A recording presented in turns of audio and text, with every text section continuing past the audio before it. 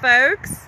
Sorry, we've had some internet issues out here at the location that I'm coming to you live from today. So if we do lose the feed, I apologize. We will try our best to keep everything going live and, you know, put the good vibes out there that the internet connection stays. But welcome. My name is Ariel Hunter. I'm the Community Outreach Coordinator here at the Elkhorn Slough Reserve, and today I'm actually coming to you from the Moss Landing Wildlife Area, which is just off of Highway 1, owned by California Department of Fish and Wildlife. And I'm going to be talking to you about a little known piece of the slough's history, the Oyster Aquaculture days. This is part of our Weaving Yesterdays series, which explores cultural, heritage, and historical ecology stories from the Elkhorn Slough's 8,000 plus years of human history here. So we're going to be talking about oysters and shellfish. I encourage you, if you have questions, or if you have cool comments or cool stories that you remember of the oyster days out here in the Elkhorn Slough, please put comments and questions into the comments section on Facebook. I'll try my best to answer them in the field today, and we will get started. So I want to start us off by talking a little bit about the native oyster. We do have one species of oyster that's native to California. It's called the Olympia Oyster, and it is a species of special interest to our research team out here at the Elkhorn Slough Reserve. We know that this oyster has been here for thousands of years, and we do know that the Mutsun people, whose descendants have stewarded these lands for 8,000 plus years of human history, were eating these native Olympia oysters. They were tasty. We find tons of these shells in archaeological dig sites. So we know that these were a big part of indigenous culture's diet. But it is an oyster that is disappearing and threatened from some of California's estuaries, which are also disappearing and threatened. So a lot of our work, which we'll circle back to at the end, is focused on restoring and conserving habitat for these little oysters here. But I'm going to give you the view of the slough here and just orient you to where I'm standing at today. So this is the main channel of the Elkhorn Slough. To the right, all the way, you can see the power plant there, and you can see Highway 1. You can probably even hear Highway 1 just a little bit today. And as you move north along the water, you can see the northern section of the slough, back where the Elkhorn Slough Reserve trails are. And this site to my left is now a mud flat, but was back in the day a series of salt ponds. So that's another story though for another time. And this main channel was the site of oyster aquaculture. And I want you to imagine that you are back in the 1900s. California has become a state of the United States of America. The hub of California is set up in San Francisco. That's where the industries are booming. That's where farming is spreading out from. That's where gold had been discovered 50 years prior. And among the booming industries that are spreading out to other parts of California, there's one industry that is struggling, and that is the oyster aquaculture. Now, whether it may have been that the oysters that they were growing were being impacted by increasing pollution in the San Francisco Bay Estuary, but these animals are actually really hard to grow.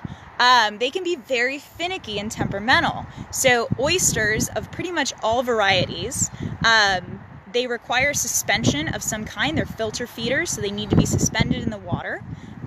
They also have reproduction that's based or influenced off the temperature of the water. So if the water does not hit a certain temperature threshold, they don't reproduce. And if you are trying to harvest them the next year, that's not good for you. So a lot of the markets for oysters out here on the West Coast in the 1900s were focused on oysters like these from either the East Coast or from Japan, because they were bigger than those native oysters. By comparison, here's the two. This is the native oyster on your left. Here's an invasive one here, but native to somewhere else on your right. And if you have a big oyster, you can usually get more bang for your buck at market. So they weren't interested in trying to grow the West Coast oysters, even though they are edible and supposedly tasty. I've never had one before, so I can't claim, but I have read that they are. But these East Coast variety oysters and Japanese oysters were used to much warmer waters. So even though they grow in these cold waters out here successfully, they don't grow really well. And they definitely don't reproduce really well. So the San Francisco oyster industry was disappearing, diminishing, and struggling. And this sparked a search for setting up oyster aquaculture elsewhere. And one of those places that became of interest was the main channel here at Elkhorn Slough. The slough had recently lost, in the early 1900s, its river input. So the Salinas River used to come in right down here where Moss Landing Marine Labs is today, and there's still a finger of it that comes in, but there used to be a larger chunk of the river that came in and kind of mixed around with the slough here and made this a much more freshwater type area, or brackish water. But the disappearance of that river input meant that this was more saltwater, so it'd be better for oysters and other marine creatures. And the water here, because this is a shallower estuary than something like San Francisco Bay, the water temperature was a little bit warmer, so it might be a little bit easier, they thought, to get the oysters to reproduce successfully. But initial efforts out here in the 1920s were not successful. They tried in 1923, there was a company that came out and tried to grow East Coast oysters, had no success. A couple years later, they tried growing Mexican or West Coast Mexican oysters. Again, very little success, which is amazing because you're at least in the same ocean, right? And it wasn't until the 1930s when they were able to successfully set up that aquaculture business. And I'll show you a couple of pictures. What helped was the team at West Coast Oyster Company partnered with existing Japanese oyster aquaculturists who had recently discovered this method that had been very successful at getting oysters to successfully take, reproduce, and grow. And what this is a series of suspended flotation devices that the oysters could be hung off of. And so they would take and get oyster seed, this time from Pacific oysters from Japan. Pictured here, you can see folks holding the strings of oyster seed that would hang from the suspensions, and they would hang down in the water, and it was a very successful method. This is H.C. McMillan on the left here, who was head of, or worked with the Federal Bureau for Fisheries at the time, who was really interested in creating successful aquaculture for oysters throughout California. This is S. Togasaki, who was the partnering Japanese farmer who worked with them to set up the successful method. And you can see a couple photos here, again, of them setting out these suspension floats. And in this photo I particularly like, you can see almost shot for shot, I'm not quite in the right spot, but these mountains in the background, the water in the foreground, that's about what you see here. So when you're standing at Moss Landing Wildlife Area, you can get a good idea of where these oyster beds would have been set up.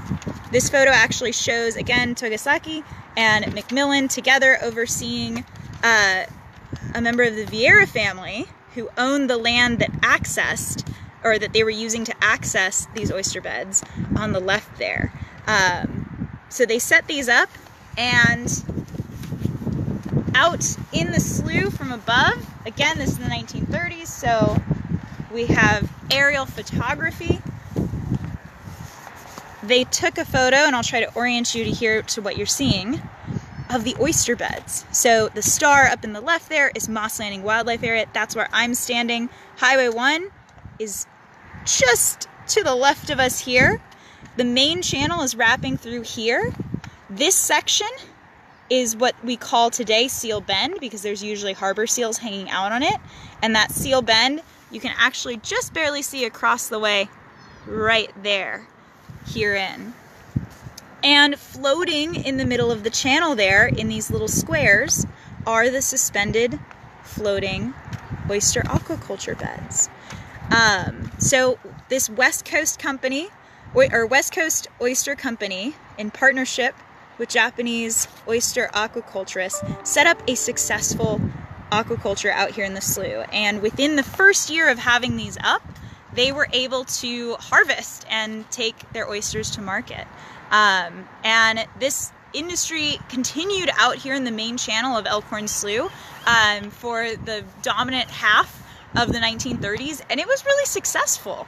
They were able to produce at their peak about 16% of the state's total oyster harvest. So every year they were putting out a lot of oysters from this area. Now, unfortunately, along with that successful business model did also come some invasive invertebrates that would stick to the shells. There are plenty of marine invertebrates who have a larval stage where they're teeny tiny, and they can stick onto surfaces, or they can be brought in with water samples, and they can then get into whatever water column or water body you're looking at. And so we did see the introduction through this and through boating and several other means, the introduction of different snails from the Atlantic and from the Eastern Pacific. And those invasive invertebrates, some still cause trouble here today, although we don't see anymore any of the Pacific oysters. Although up until 1970, they were still finding them. And I have heard occasional anecdotes that I haven't been able to prove, but that do come from relatively reliable sources, of people occasionally in the last 10 years finding some really massive Pacific oysters left over from the early days. But for the most part, they're not recruiting out here. You're not going to find them scattered around, at least not this variety. Which does bring me back to our native oyster. Flash forward to the 2000s, our research team wanted to restore this oyster, and they knew that it needed hard substrate, which is a big thing that we lack right now out in the Elkhorn Slough. A lot of it's mud flat. There's not a lot of hard substrate like rocks and jetties for the oysters to attach to, and you can see really clearly here how they do attach themselves to the rock as larvae and then grow up around that. So if they don't have hard substrate to recruit to, you don't get any oysters. So our team looked into this, and their first attempt at recruiting involved putting out shells that were strung along almost like necklaces that would create suspended floating structures to attract the oysters to. And give me one moment, I'm getting something, just making sure the wind doesn't knock everything over. In their first year of putting out these native oysters, they saw success. They were able to get a recruitment event, which is where the oysters successfully reproduce, and we see new oysters arrive and land and stick to whatever substrate you've put out there. Unfortunately, that was not long-lived. So this is a graph showing oyster recruitment in the hundreds on the left here versus the year on the bottom. And you can see there was a huge recruitment event, almost 450 in 2007, right? Looked successful. And then there was no recruitment event, and then a little bit, and then again a big recruitment event around 250, not as big as the first time. And then for the remaining years, virtually nothing. So since 2012, we have not seen any oyster recruitment out in the slough. And their abundance is restricted right now to pretty much the northern section of the slough. They're not very abundant or present here at the mouth. And this is concerning for a couple of reasons, including the fact that these oysters, as I had mentioned earlier, are disappearing, or have disappeared, have gone locally extinct from certain estuaries. So an example of that is, this is a picture of the coast, the west coast of the US and parts of Mexico, And you can see these are the different locations where oysters are either present or not present, and the red are places where they're not. So we've already got a couple places where they are not present, including Morro Bay. And Elkhorn Slough is the jumping point to the next place, San Francisco Bay, which means that if this spot disappears, if Elkhorn Slough's oysters disappears, there's less chance that those oyster larvae can recruit up the coast or down the coast to the next spots. So we were concerned about the potential loss of our oysters with no recruitment happening. And again, if you don't have any recruitment, your oysters get eaten, they die of old age, and they're not replacing themselves, and so you can lose your population very quickly. So our team actually took a note from modern oyster aquaculturists, and I should mention that oyster aquaculture and a lot of shellfish aquaculture in general is actually really sustainable. Oysters in particular are filter feeders. They're helping to filter the water out here in Slough and in estuaries across the US. There's not, you don't have to take animals to feed them. There's not a huge impact if you have an oyster farm set up on the local area, other than maybe it cleans the water a little bit. And so at this point, most oyster aquaculture is considered highly sustainable. We took a note from their book and tried to set up at Moss Landing Marine Labs with their students and access to their systems and their aquarium. We set up holding tanks for oysters. So they use these really cool, almost like they look like, I don't know, they look like old lamps or something, string lamps from the 60s. These clamshells provided substrate that the oyster larvae were able to attach to. They were kept in tanks where the temperature could be controlled so that we could create ideal spaces for them. And then these baby oysters were taken out when they were the appropriate age. And just like aquaculturists will take the seed, the baby oysters, and set them out on suspensions or out in the oyster farm, our volunteers and scientists set up those oysters on stakes. So they took the clams that were grown in those tanks that I showed you before, they attached them to these stakes, creating hard surface that was also suspended out in the water. So they're out here on a super low tide, setting these up so that when the water comes in, it'll cover them up. And so far, we have seen great success with this. Our team just found, again, this was 2018, so in the last 2 years, we have seen these oysters survive and grow, and we will continue to monitor them, but this gives us a lot of hope that we're going to be able to restore these oysters, not just here, but elsewhere as well. So, little known moment from the Slough's history was the thriving oyster aquaculture venture that was only here for a brief minute. So with that, I would be happy to take any questions that you all have. Just drop them into the comments here. I did see somebody mentioned, are the sea otters allowed in the same place because they don't eat everything in sight?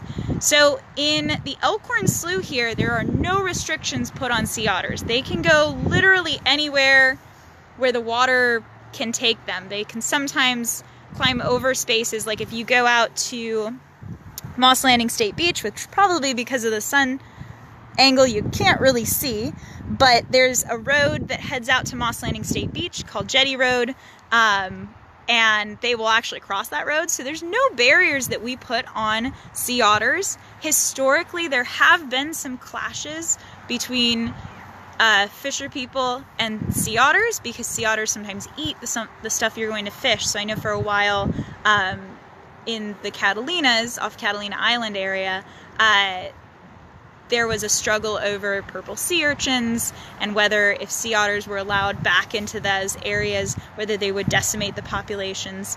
From what I've read, sea otters tend to not decimate the urchin populations. There are so many of them. And as far as I know, they aren't causing like an over influence of disappearing oysters out here. The problem with the oysters is that they are not recruiting, so they're either not reproducing, or they're reproducing and the larvae are not coming back and sticking and growing in the same spot or in the same estuary, and that's causing the big problem. Otherwise, some of these oysters that they put out in 2013 are still alive and growing and doing great. It's just that they're not replenishing themselves. Yeah. Well, we do have some really beautiful views from this area. So again, I'm coming to you today from the Moss Landing Wildlife Area, owned by California Department of Fish and Wildlife. It's just off of Highway 1. You can park and walk in from sunrise to sunset, and it is a beautiful, different perspective on the Elkhorn Slough, and a great place to be able to see where some of those old pieces of history existed. So that's all from me today. I hope you all have a great afternoon, and happy November. Toodaloo.